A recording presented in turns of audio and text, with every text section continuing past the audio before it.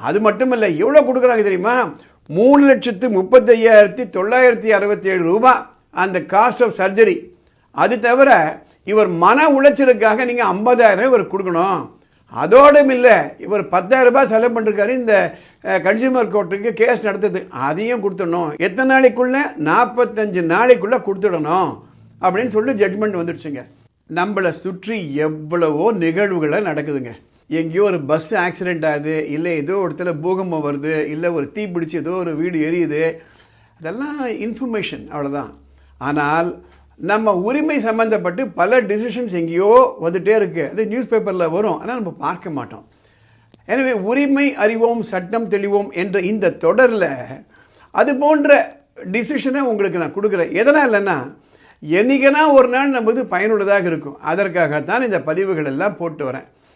இந்த நுகர்வோர் சட்டம்னு ஒன்று இருக்குது, கன்சியூமர் கோர்ட். அது ரொம்ப இம்பார்ட்டன்ட் சட்டங்க.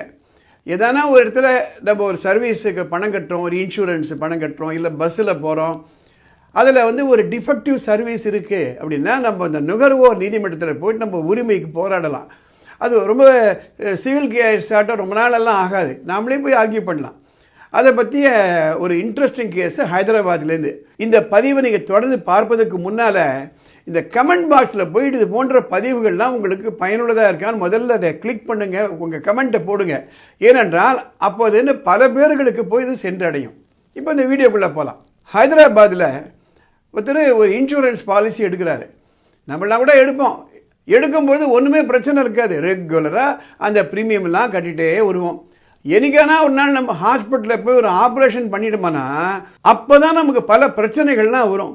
அதில் என்ன ஒரு பிரச்சனைன்னா ப்ரீஎக்ஸிஸ்டிங் கண்டிஷன் அப்படின்னு சொல்லுவாங்க. அதாவது நம்ம இன்சூரன்ஸ் எடுத்த காலத்தில் அதுக்கு முன்னாடி ஒரு பர்டிகுலர் எயில்மெண்ட் நமக்கு இருந்துச்சுன்னு வச்சுக்கோங்களேன், ஒரு ஹார்ட் ப்ராப்ளமே இருந்ததுன்னா அது இன்சூரன்ஸில் கவர் ஆகாது. அது எங்கேயோ ஒரு சின்ன ஒரு பிரிண்டில் போட்டிருப்பாங்க. அப்போது நம்ம ஆப்ரேஷன் பண்ண போகும்போது தான் தெரியும் அதெல்லாம் நமக்கு. இந்த இன்சூரன்ஸ் எடுத்தவர் என்ன பண்ணுறாரு, லெஃப்ட் நீ ரீப்ளேஸ்மெண்ட், இந்த கால் முட்டி இருக்குப்பாங்க, அந்த முட்டி ரீப்ளேஸ்மெண்ட் இப்போ நிறைய நடக்குதுங்க. அந்த லெஃப்ட் நீ ரீப்ளேஸ்மெண்ட் சர்ஜரி பண்ணிக்கிறார். பண்ணிவிட்டு அது கிட்டத்தட்ட 3 லட்சம் ரூபாய் அவருக்கு அது காஸ்ட் ஆகுது.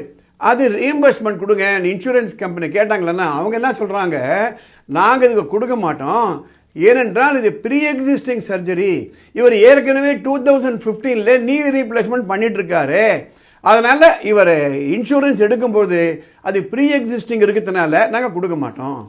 இவங்க போய் ஆர்கியூ பண்ணுறாங்க. என்ன ஆர்கியூ பண்ணுறாங்க அப்படின்னா, நான் அப்போ 2015 எடுத்தது ரைட் லெக் வலது கால் நீ, இப்போ நான் பண்ணிட்டது இடது கால் நீ. அந்த இன்சூரன்ஸ் கம்பெனியால் ப்ரூவ் பண்ண முடியல. இந்த கன்சியூமர் கோர்ட் என்ன சொல்கிறாங்க, அப்போ அவர் பண்ணிட்டது ரைட் லெக்கு, இப்போ அவருக்கு வந்துருக்குது லெஃப்ட் லெக்கு, நீங்கள் சரியாக எஸ்டாப்ளிஷ் பண்ணலை, அதனால் கண்டிப்பாக இவருக்கு நீங்கள் கொடுத்து தான் ஆகணும். அது மட்டும் இல்லை, எவ்வளோ கொடுக்குறாங்க தெரியுமா? 3,35,967 ரூபாய் அந்த காஸ்ட் ஆஃப் சர்ஜரி. அது தவிர இவர் மன உளைச்சலுக்காக நீங்கள் 50,000 இவர் கொடுக்கணும். அதோடும் இல்லை, இவர் 10,000 ரூபாய் செலவு பண்ணிருக்காரு இந்த கன்சியூமர் கோர்ட்டுக்கு கேஸ் நடத்துது, அதையும் கொடுத்துடணும். எத்தனை நாளைக்குள்ளே? 45 நாளைக்குள்ளே கொடுத்துடணும் அப்படின்னு சொல்லி ஜட்மெண்ட் வந்துடுச்சுங்க. எதனால் தெரியுமா இந்த வீடியோலாம் நான் போடுறேன்?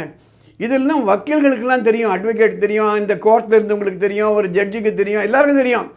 ஆனால் எல்லாருக்கும் தெரியுமா? மற்றவங்களுக்கு தெரியுமா? அதற்காகத்தான் இந்த பதிவுகளை நான் பதிவேற்றம் பண்ணிகிட்டே வரேன். இந்த பதிவுகள் மற்றவர்களுக்கு பயனுள்ளதாக இருக்கும் நீங்கள் நினச்சிங்களா உடனே இதை ஃபார்வர்ட் பண்ணுங்கள், அவங்களுக்கெல்லாம் லைக் பண்ணுங்கள், ஷேர் பண்ணுங்கள். உரிமைகள் பற்றி உங்களுக்கு ஏதாவது குழப்பங்கள் இருந்ததுன்னா மேலே ஒரு வாட்ஸ்அப் நம்பர் போகுது, அந்த நம்பருக்கு ஒரு மெசேஜ் அனுப்புங்க. அதை பார்த்துட்டு வரக்கூடிய எபிசோடில் அதை நான் கவர் பண்ணிடுறேன். இந்த சேனலுக்கு சப்ஸ்கிரைப் பண்ணுங்கள். அடுத்த எபிசோடில் பார்க்கலாம்.